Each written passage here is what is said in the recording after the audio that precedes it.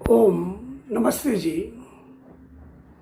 न्याय दर्शन में जन्म ही दुख का कारण है। मनुष्य का जो जन्म हुआ है वही दुख का कारण है। यह न्याय दर्शन के ऋषि है, गौतम मुनि है। उन्होंने बताया है कि कार्य जो होता है कारण के आधार पर होता है। अगर वो कारण ही नष्ट हो जाए तो हमारा कार्य होना संभव नहीं है। इसीलिए यह देखना जरूरी है कि हमारा जन्म क्यों हुआ है। जन्म होने का मुख्य कारण है हमारी प्रवृत्ति। प्रवृत्ति किसे कहते हैं? वाणी, मन, शरीर से कार्य करना, यह प्रवृत्ति है। प्रवृत्ति किस लिए हुई है? दोषों के कारण। दोष क्यों हुए हैं? दोष क्या है? तो राग, द्वेष, मोह। राग किसे कहते हैं? राग उसे कहते हैं सुख के विषय में चिपक कर बैठ जाना राग है। सुख के विषय में आसक्त हो जाना राग है। और दुख के विषय में घृणास्पद भाव होना द्वेष है। मोह यानी कि विवेक का न होना मोह है। यह दोष किस लिए है? कि मिथ्या ज्ञान के कारण है। मिथ्या ज्ञान किसे कहते हैं? मिथ्या ज्ञान यानी विपरीत ज्ञान।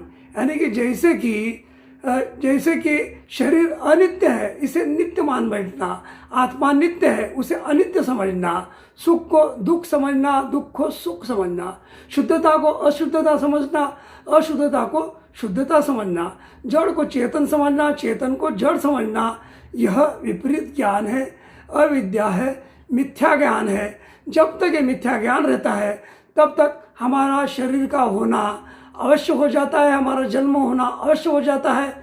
जब ये मिथ्या ज्ञान चले जाएगा तो मिथ्या ज्ञान को समाप्त करने के लिए हमें तत्व ज्ञान होना जरूरी होता है। तत्व ज्ञान किसे कहते हैं? जो पदार्थ जैसा है वैसा ही प्रतीत होना, सत्य सत्य प्रतीत होना, असत्य असत्य प्रतीत होना। असत्य को हमें त्याग देना होता है और सत्य को हमें धारण करना होता है। जैसे ही हम तत्व ज्ञान की प्राप्ति करते हैं वैसे ही मिथ्या ज्ञान समाप्त हो जाता है। मिथ्या ज्ञान के समाप्त होने जाने से दोष समाप्त हो जाते हैं। दोष का समाप्त हो जाने से प्रवृत्ति समाप्त हो जाती है। प्रवृत्ति समाप्त हो जाने से हमारा जन्म ही नहीं रहता है। और अगर हमारा जन्म नहीं है तो हमारा दुख भी नहीं है, क्योंकि जहाँ जन्म है वहाँ पर मृत्यु है, जरा है, व्याधि है। संसार में दुख ज़्यादा है और सुख बहुत ही कम है। जब तक हम परमात्मा की संगति नहीं करते हैं, परमात्मा के गुण कर्म स्वभाव को धारण नहीं करते हैं, तब तक यह प्रवृत्ति हम दुख को झेलते ही रहते हैं। इसलिए परमात्मा के गुण कर्म स्वभाव को धारण करते हुए सात्विकता को हमें अपनाना चाहिए। और जो कारण है उस कारण यानी कि मिथ्या ज्ञान को ही हमें जड़ से उखाड़ कर फेंक देना है, ताकि हम परमात्मा की प्राप्ति करें। और संसार में भी जो दुख है उसका भी हम नाश सत्व गुणों से धारण कर उसको भी हम नाश कर सकते हैं।